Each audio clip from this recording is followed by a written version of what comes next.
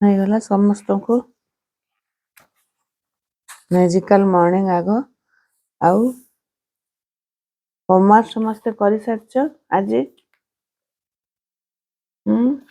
ଲେଖିସାରିଛ ତ ସେ ଲିଲି?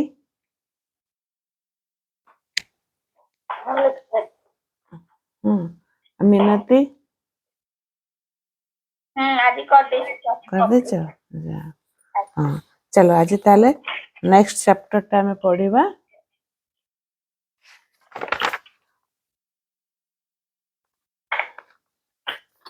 देखने वाली समस्या शायद ही असली समस्या होती है। ठीक है जी, पैराग्राफ।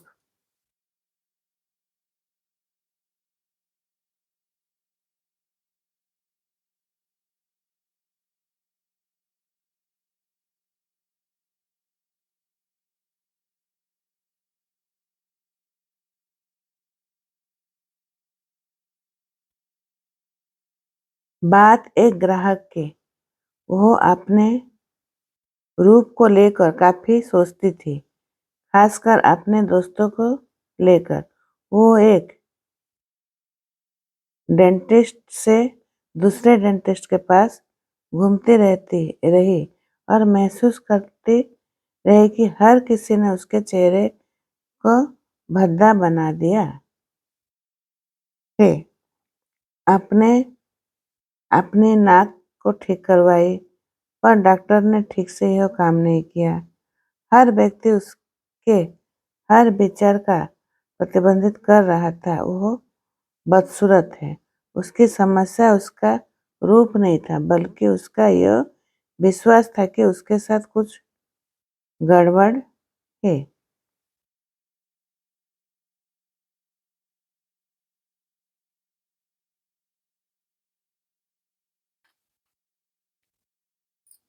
तो लुई है कहानी बता रहे कि एक ग्राहक काफी सोच में रहता था। जब भी वो डॉक्टर के पास जा रहे थे दांत दिखाने, तो उसको शुरू से उसको जब जाने का पहले से वो सोच लेती थी कि मेरा दांत खराब है, मैं बदसूरत हूँ, मेरा चेहरा नहीं है। तो कोई भी डॉक्टर के पास जाती थी तो उसका इलाज ठीक से नहीं होता। क्यों ना, उसको सब डॉक्टर ही बोल देते कि तुम बदसूरत हो, तुम्हारा दांत इसलिए ऐसे हो रहा है। तो उसका विचार दूसरे के लिए वो बदला है और उसी से उसका समस्या उत्पन्न हो रही है। उसकी समस्या उसका रूप नहीं था, बल्कि उसका वो विश्वास था कि उसके साथ कुछ गड़बड़ हो रहा है। ठीक है। एक और महिला थी जिसकी सांस में दुर्गंध थी। उसके पास रहना असहज था। वो मंत्री बनने के लिए पढ़ाई कर रही थी और उसका बाहरी व्यवहार पवित्र और आध्यात्मिक था। उसके नीचे दबे हुए गुस्से और ईर्ष्या को एक लहर थी जो जो तब बाहर आती थी जब उसे लगता था कि कोई उसे उसके पद के लिए खतरा बन सकता है। उसके अंदरूनी विचार उसकी सांसों से अभिव्यक्त होते थे और स्नेहहीन होने का दिखावा करते समय वो भी आक्रामक होती थी। उसे और किसी से नहीं, बिल्कुल खुद से खतरा था। तो इस कहानी में भी क्या बता रहे कि उसके सांस में दुर्गंध आती थी, उसके आसपास रहना असहज होता था, लेकिन उसको मंत्री बनने का उसका बहुत मन था। वो भले ही व्यवहार से बाहर से वो बहुत शांत दिखती थी, पवित्र दिखती थी, पर उसके अंदर बहुत सारे गुस्सा, ईर्ष्या की लहर थी। उसीलिए उसका देखेंगे मुंह से गंध भी आ रहा था। हाँ, और कभी कभी वो आक्रामक गुस्सा कर रहे थे। तो वो ये जो कर रहे थे वो खुद का वो नुकसान कर रहे थे, भूख में बता रहा है। तो ये जो है समस्या जो है ना, ये हम लोग का लुई है बता रहे, ये परिणाम है, वास्तव में एक परिणाम है। हाँ, इसका कोई कारण नहीं है। यानी जो चीज़ हम बाहर से दिखते हैं, जैसे शरीर की बीमारी, रिश्ते का टकराव, पैसे की कमी, डर, गुस्सा, तनाव, ये मूल समस्या नहीं है बल्कि हमारे अंदर की विचार, भावना और विश्वास का परिणाम है। मतलब ये दोनों कहानी से नीचे और भी एक कहानी है, उससे पता चल रहा है कि हमारे जो भी अभी बीमारी है, रिश्ते खराब है, डर है, गुस्सा है, सब हम लोगों का अंदरूनी अंदर का विचार है। हाँ, भावना विश्वास का हम लोग खुद को यकीन नहीं करे, खुद के ऊपर विश्वास नहीं करे, तो उसी का परिणाम है। अगर किसी रिश्ते को बार-बार दर्द आता है तो आप देखोगे समस्या समस्या रिश्ता नहीं है। असली समस्या है स्वयं से प्रेम की कमी, भय की, प्यार में मैं योग्य नहीं हूँ, नहीं हो सकती हूँ। होता है ना ऐसे? जो मतलब खुद के ऊपर हमको भरोसा नहीं है इसलिए दूसरे को ब्लेम कर रहे। अगर शरीर बीमार है, बीमारी एक संदेश है जो कह रहा है कहीं न कहीं तुम्हारे विचार और भावनाओं में असुर मतलब बैलेंस नहीं है, इसीलिए आपको वो बीमार की तरह से निकल रहा है। असली समस्या हमारे अंदर की सोच और विश्वास में है। हम बाहरी समस्या का अंदरूनी विचार का अभिव्यक्त है। हम जो सोचते हैं वही अनुभव बन जाता है। अगर हम खुद को असुरक्षित मतलब सुरक्षित नहीं समझते, अयोग्य या अप्रमित महसूस करते हैं, तो बाहर का जीवन भी ऐसे ही प्रतिबंधित बन जाता है।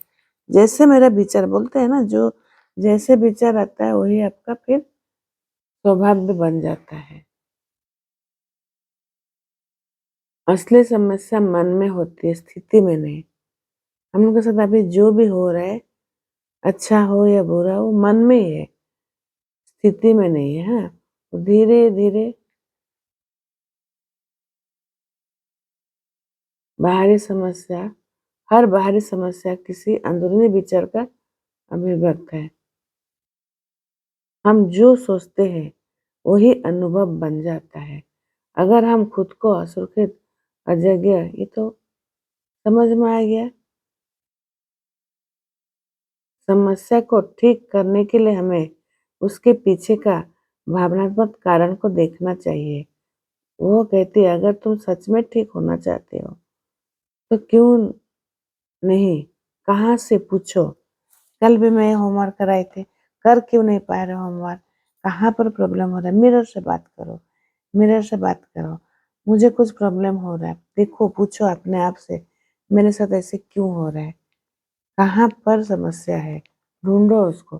क्योंकि ना हमारे साथ जो भी हो रहा है वो मेरे अंदर ही है, कोई बाहर वाला इसमें जिम्मेदार नहीं है। ना मेरे परिवार वाले, ना मेरे मम्मी पापा, ना मेरे हस्बैंड, ना मेरे बच्चे, वो मेरा सोच ही है।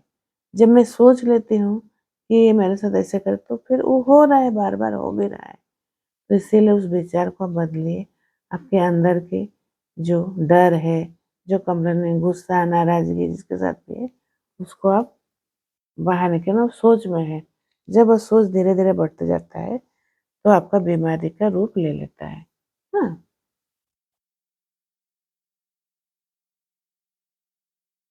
जैसे मुझे डर क्यों नहीं लगता है? मुझे डर क्यों लगता है? नहीं, बल्कि यह डर कहाँ से आया? कब मैंने विश्वास करना शुरू किया कि मैं सुरक्षित नहीं हूँ? जैसे डरती हूँ, मैं पहले भी बताई थी, मैं कहाँ से जैसे वो एक्सेलेरेटर का या सांप कहाँ से डर रही थी, ये मैं खुद मिरर से देख के बात करके निकाली। ऐसे आपके साथ भी कुछ चीज़ भी डर हो रहा है, तो आप उसको शांत मन में बैठिए, देखिए, सोचिए क्यों मैं डर रही हूँ? क्यों डर रही हूँ? मुझे इतना डर किस चीज़ के लिए है? तो देखोगे आपको वो आंसर मिल जाएगा। आज नहीं तो कल धीरे-धीरे महीने निकलेगा लेकिन वो आंसर आपके ये अंतर्मन ही दे देगा। कहीं न कहीं हम लोग का सबकॉन्शियस माइंड में वो याद रहता है, भूलता नहीं है कभी भी। जब तक हम लोगों को जिंदगी मेरे साथ अच्छा हो बुरा हो हमको याद नहीं है, लेकिन वो सबकॉन्शियस माइंड में स्टोर होके है। ठीक है?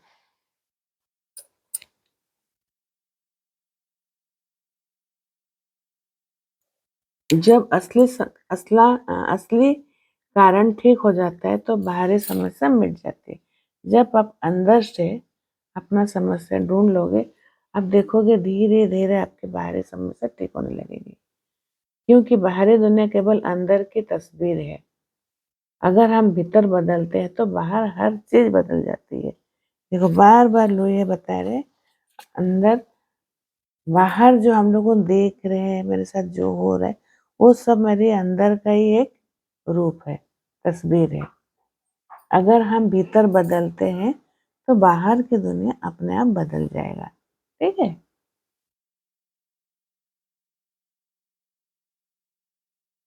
वह सिर्फ 15 बरस की थी जब उनकी माँ उसे मेरे पास लाई। और एक एग्जाम्पल दे रहे लो, ये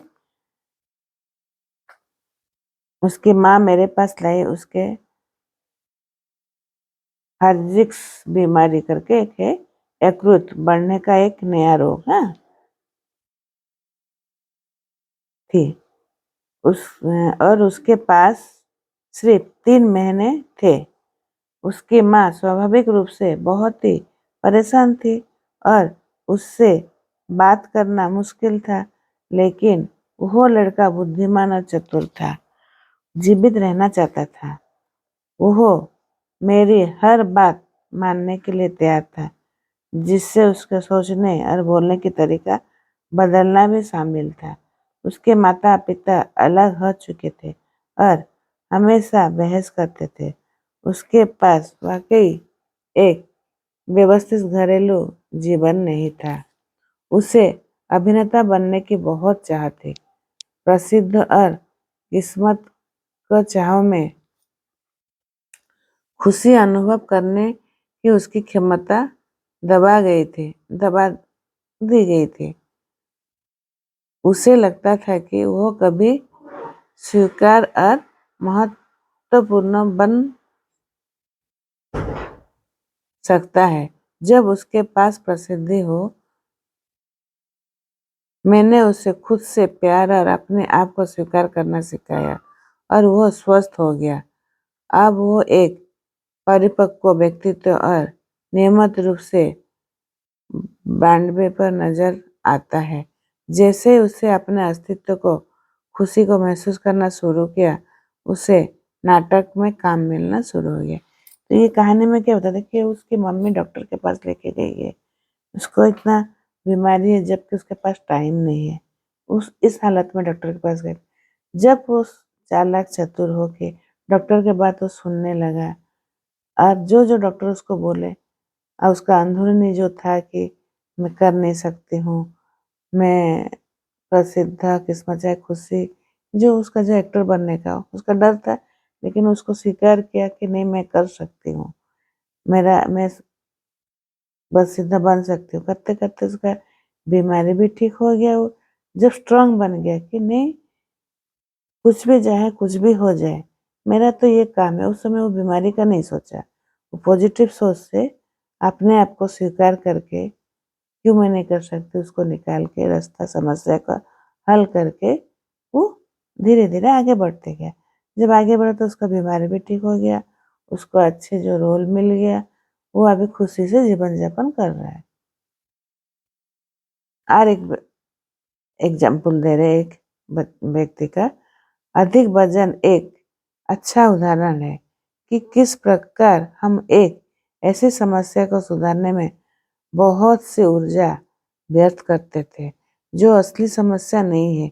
लोग अक्सर मोटापे से लड़ते हुए वर्षों गुजार देते हैं और फिर भी मोटे होते हैं। वो अपने सभी समस्या को भोजन से जकड़ कर देखते हैं। अधिक वजन एक गहरी अंदरूनी समस्या का केवल एक बाहरी प्रभाव है। समझ में देखिए बुक में भी बता रहे बहुत सारे ओवरवेट जो है, ओवरवेट एक समस्या ओवरवेट का नहीं है, असली समस्या वहाँ नहीं है। लोग अक्सर मोटापे के लिए लड़ते हैं, बहुत सारी चीज़ करते हैं, आप देखते हो। लेकिन लुई ये बता रहे हैं, ये समस्या केवल वजन से जड़ को देखे तो वजन एक गहरी अंदरूनी समस्या का केवल एक बाहरी प्रभाव है।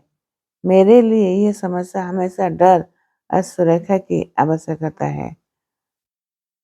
जब हम डरे हुए या असुरक्षित या पर्याप्त रूप से अच्छे नहीं महसूस करते तो हमें हमसे कोई सुरक्षा के लिए अतिरिक्त वजन एकत्रित कर लेते हैं। जब हम लोगों ने इसमें बता रहा है बुक में, आगे तो बहुत सारा ऐसे है जो बीमारी है, लेकिन अभी जैसे लोग ये बता रहे, जो मोटापा जो है ना, वो केवल डर और मतलब हम लोगों सुरक्षित जो नहीं है, उसी के वजह से हमें हमें सुरक्षा महसूस नहीं करते हैं, और वो अंदर वो बोझ को हम लोगों बैठा के मतलब दबा के उसको धीरे धीरे ऐसे ही उसको बढ़ाते जा रहे, तो वजन हम लोगों का बढ़ते जा रहा है। जब तक आप अपना डर को जो सुरक्षा नहीं हो करके उसको निकालोगे नहीं, तब तक अपना मोटापा कमेगा नहीं। आप कुछ भी कर लो, अंदर में हम लोग के साथ बहुत सारा गिल्ट, दर्द, ये सब जो हो रहा है वो वजन का रूप ले लिया है। ठीक है, इसीलिए मैं अधिक वजन या डाइट पर ध्यान देने से इनकार कर देती हूँ, क्योंकि डाइटिंग काम नहीं करती। एकमात्र डाइट जो काम करती है वो है मानसिक डाइट, नकारात्मक विचार से दूर रहना। मैं ग्राहक से कहती हूँ, चलिए उस मुद्दे को कुछ समय के लिए एक कर रख दें और पहले कुछ अन्य बातें पर काम करते हैं। वो अक्सर मुझे बताते हैं कि अपने आप से प्यार नहीं कर सकते क्योंकि हमने इतने मोटे हैं, या जैसा कि लड़की ने कहा, किनारे पर अधिक गोल है। मैं उन्हें समझाती हूँ कि मोटे इसीलिए मैं समझाती हूँ कि वो मोटे इसीलिए है क्योंकि वो खुद से प्यार नहीं करते। जब हम अपने आप से प्रेम और स्वयं को स्वीकार करते हैं तो हमारा शरीर से आबस आश्चर्यजनक रूप से वजन कम होता है। देखिए वो भी बता रहे, अगर आप धीरे धीरे आप अपने समस्या को दूर करोगे तो आपका आश्चर्यजनक से रूप से आपका मोटापा कम होता जाएगा। कभी कभी ग्राहक मुझसे नाराज भी हो जाते हैं जब मैं समझाती हूँ कि अपना जीवन बदलने के लिए कितना आसान है। वो शायद ऐसा महसूस करते हैं कि मैं उनके समस्या को नहीं समझ पा रही हूँ। एक महिला बहुत निराश होकर हो गई और बोली, मैं यहाँ लिखने कार्य के लिए मदद लेने आई थी, खुद से प्यार करना सीखने के लिए नहीं। मेरे लिए यह समझाना मुश्किल नहीं था कि उसकी मुख्य समस्या अपने आप से नफरत करती थी और यह उसके जीवन में प्रत्येक अंग में, जहाँ तक कि उसके लिखने में भी व्यक्त हो गई है। वो किसी भी चीज का सफलता नहीं प्राप्त कर सकती है जब तक वो अपने आप को इतना अयोग्य महसूस करती रहेगी। उसने मेरी बात नहीं सुनी और रोती हुई चली गई। फिर एक वर्ष के बाद उसी समस्या के साथ, और वो बहुत ही सी समस्या लेकर आई। कुछ लोग तैयार नहीं होते हैं और निर्णय नहीं ले पाते। हम सभी को परिवर्तन सही समय, सही स्थान और क्रम में करना शुरू करते। मैंने 40 की उम्र में अपने जीवन में बदलाव लाना शुरू भी नहीं किया था। ठीक है, लो ये आपने भी बता रहे, वो भी 40 उम्र हो गया था तब भी बदलाव लाना शुरू नहीं किए थे। आपके पास अगर समस्या इसमें तो आपको समझ में आ गया, बाहरी स्थिति, बीमारी, रिश्ता, पैसा, डर, तो ये आपका समस्या है। ये केवल परिणाम है, जड़ नहीं है। हाँ, कि ये हो मतलब ठीक नहीं हो सकता है, ये गलत है। ये बस एक हम लोगों का एक विचार जो सोच लिए हैं, उसी का परिणाम है। ये परिवर्तन की असली जगह है। अगर आप चेंज हो गए तो आपका ये जो भी समस्या है वो धीरे-धीरे खत्म हो जाएगा। हाँ, भीतर के प्रेम, क्षमा और स्वीकृति से जुड़ना। जब मन ठीक होता है तो जीवन ठीक होता है। हर समस्या का एक ही कारण है, हम खुद को पर्याप्त प्रेम नहीं देते। तो हर इस बुक में, इस चैप्टर में इतना तो समझ में आ गया कि जब तक आप खुद से प्रेम नहीं करोगे, हर समस्या का जड़ वहीं से ही है। खुद को पर्याप्त प्रेम नहीं देना और हर समाधान भी एक ही है, खुद को पूरी तरह प्रेम करना। तो समाधान कैसे होगा? खुद को पूरी तरह से मतलब अपने आप में समर्पित हो जाना है, प्यार करना है। रोज मिरर से इसलिए हम लोगों मैं प्रेम करती हूँ, जो बात हम लोग बोलते हैं ना मिरर से, इसीलिए रोज बोलते हैं।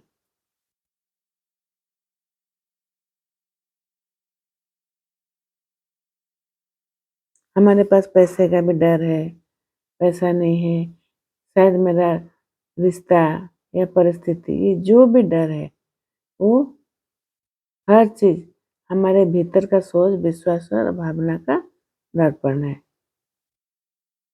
हम जो सोचते हैं वही अनुभव बन जाता है। मतलब जो आप देखोगे, आप अपना लाइफ में ध्यान दोगे, आप जो सोचे हो वही आपका अनुभव बन गया है, हो भी रहा है।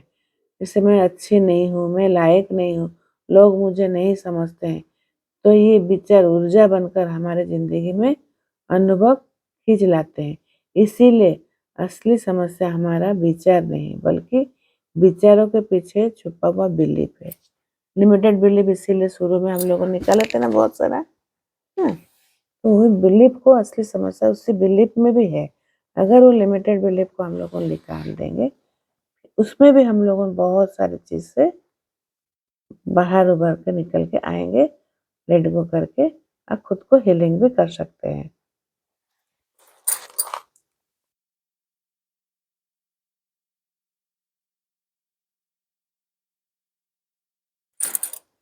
तो ये वाला जो है आज का जो चैप्टर है, उसके बाद आप अपने आप से मैं खुद को पूरी तरह से स्वीकार करती हूँ और प्रेम करती हूँ, ये वाला एफर्मेशन आपको बोलना है। ठीक है।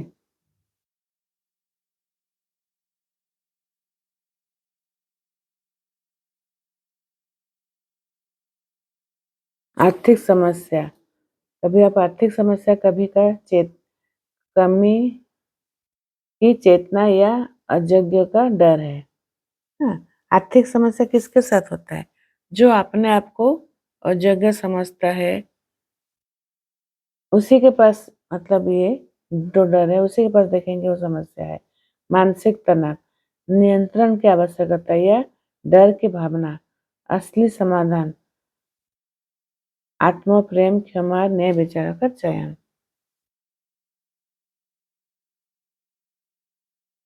तो आप अपने आंख को पहले बंद करिए।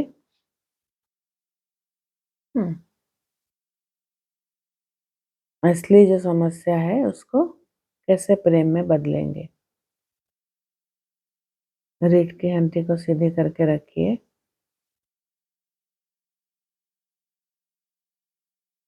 एकदम मन को शांत करिए।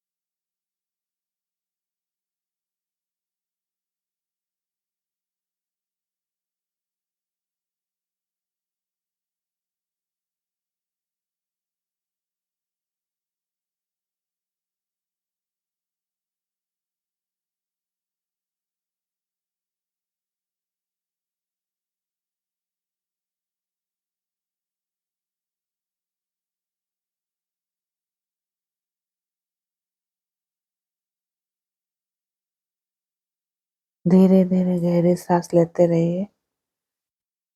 श्वास को छोड़ते रहे। श्वास लेते समय महसूस करिए आपने श्वासों को कितनी ठंडी ठंडी श्वास आप ले पा रहे हो, हवा ले पा रहे हो। ये श्वास छोड़ते समय महसूस करिए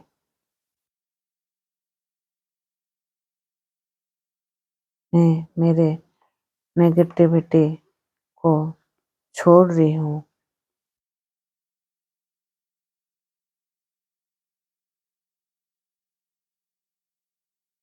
हर श्वासों में आप शांति महसूस करिए। जब आप श्वास ले रहे हो आपके अंदर एक शांति, पॉजिटिविटी भीतर जा रही है। ऊर्जा, शांति की ऊर्जा, पॉजिटिव की ऊर्जा आपके अंदर जा रही है। महसूस करिए।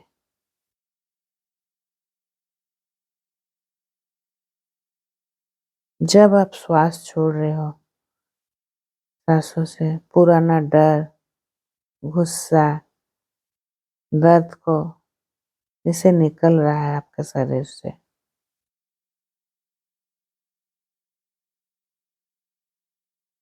आप बोलिए, अब मैं देखने वाली नहीं, समझाने वाली हूँ।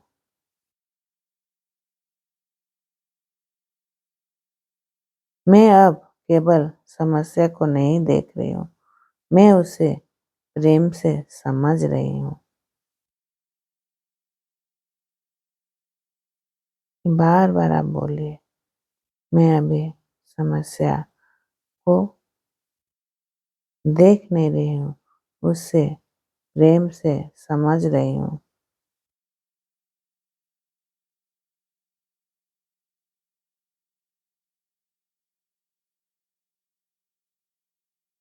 अपने मन को उस स्थिति को याद करें जो आपको परेशान कर रही थी। रिश्ता हो, पैसा, बीमारी या कोई डर। अब उससे डरने की बजाय उसे प्रेम से देखें। अपने हाथ को दिल पर रखिए और बोले, मैं जानती हूँ कि तुम मेरे भीतर के किसी डर से आए हो। मैं तुमको प्रेम देती हूँ ताकि तुम शांति में बदल जाओ।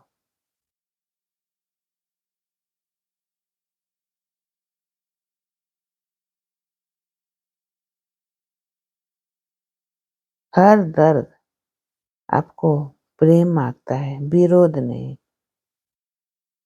तो आप उसे बोलिए, मैं तुम्हें प्रेम देती हूँ ताकि तुम शांति में बदल जाओ। आप कल्पना करें कि आपके हृदय में एक सुनहरी गोल्डन रोशनी चमक रही है। वो रोशनी धीरे धीरे आपके पूरे शरीर में फैल रही है। आप हर डर, अपराध बोध या दर्द को प्रेम और शांति में बदल रहे हो।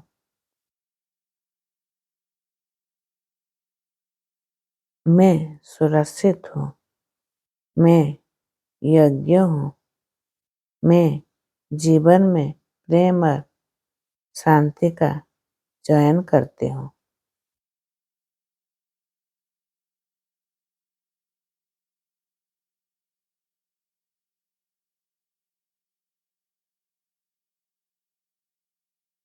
All is well in my world. सब कुछ ठीक है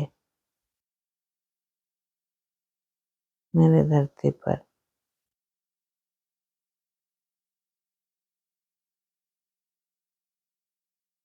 Everything I need come to me at the perfect time.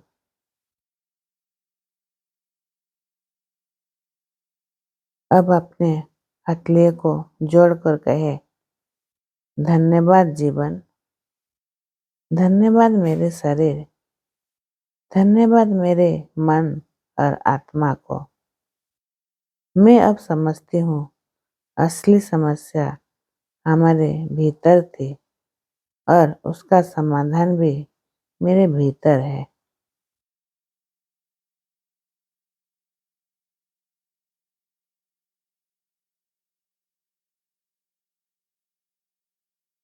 कुछ देर शांत रहे और महसूस करें आप हल्के और सुरक्षित और पूर्ण है।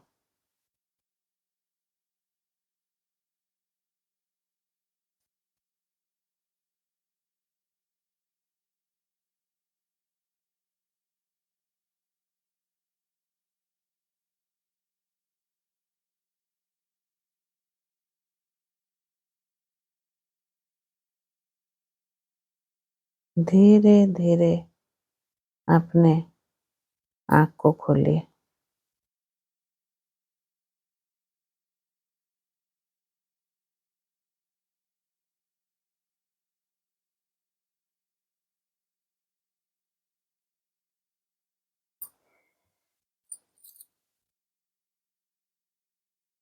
हो गया? मेडिटेशन तो हो गया, इतना समझा दी हूँ। अभी अपना डर के ऊपर जो आज बुक्स में समझ में आया, तो अपना जो भी डर है उसको देखिए। आप मिरर से बात करके उससे ढूंढिए, क्यों मेरे साथ ये डर है। अगर आपके साथ फाइनेंशियली समस्या है तो क्यों है।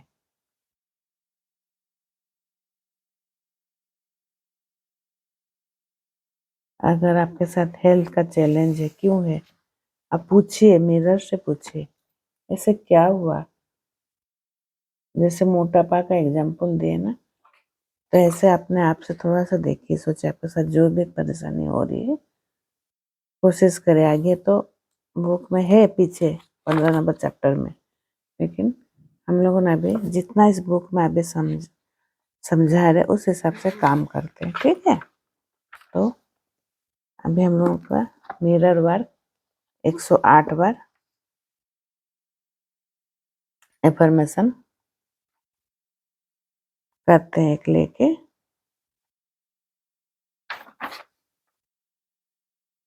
मैं तुम्हें उसी रूप में प्यार और स्वीकार करती हूँ जैसा तुम हो।